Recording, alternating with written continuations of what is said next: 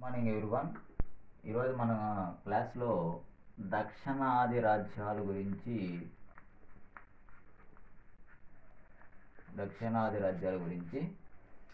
Detailing చేసుకుందాం.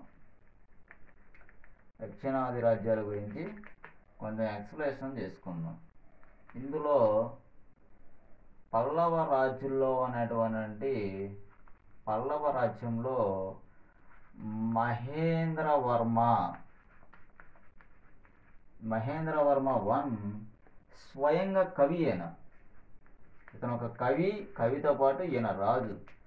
ఈ రాజు మత్తు విలాస ప్రవాసం అన్న గ్రంథం రచించాడు.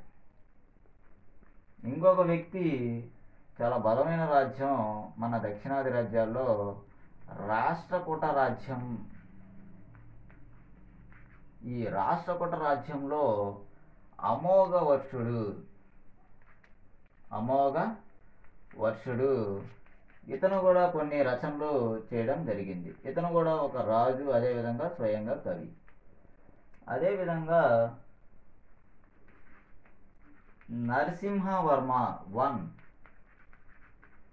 ఈ నరసింహవర్మ 1 కాలంలోనే భారవి అన్న కవి నివసించాడు. ఎవరు? భారవి అన్న కవి నివసించాడు. 4వ పాయింట్ వచ్చి నరసింహవర్మ ఎవరు? పల్లవ రాజు. అదేవిధంగా భారవి తర్వాత 6వ విక్రమాదిత్యుడు.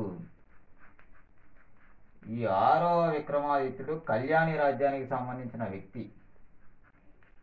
ఈ 6వ విక్రమాదిత్యుడి కాలంలో బిల్హణుడు, విఘ్నేశ్వరుడు అన్న కవులు నివసించడం జరిగింది ఈ యొక్క విషయంలో. అయితే పల్లవ రాజ్యంలో మనం గుర్తుపెట్టుకోండి, అదేవిధంగా బాదామా చాళుక్యుల్లో మనం గుర్తుపెట్టుకోవాల్సిన విషయం ఏందనంటే, ఈ పల్లవ రాజ్యంలో ఈ నరసింహవర్మ మణిమంగళ యుద్ధం, ఈ యుద్ధంలో ఎవరిని ఓడిస్తాడంటే రెండవ పులకేశి. ఈ రెండవ పులకేశి ఎవరంటే బాదామి చాళుక్య రాజు. ఈ బాదామి చాళుక్య రాజుని మణిమంగళ యుద్ధంలో రెండవ పులకేశిని ఓడించడం జరుగును. ఎందుకు ఓడించాడు అసలు అంటే, ఇక్కడ ప్రతీకారం ఏందనంటే, ఫస్ట్ ఆఫ్ ఆల్ మహేంద్రవర్మని పులకేశి ఓడిస్తాడు.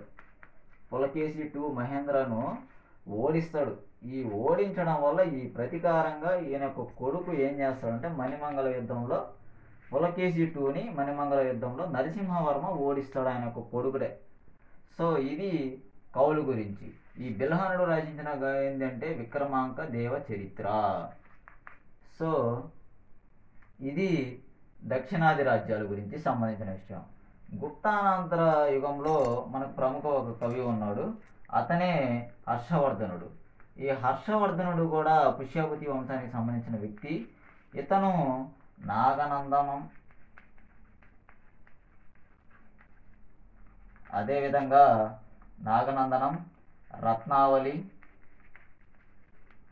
అన్న గ్రంథాలు రచించడం జరిగింది.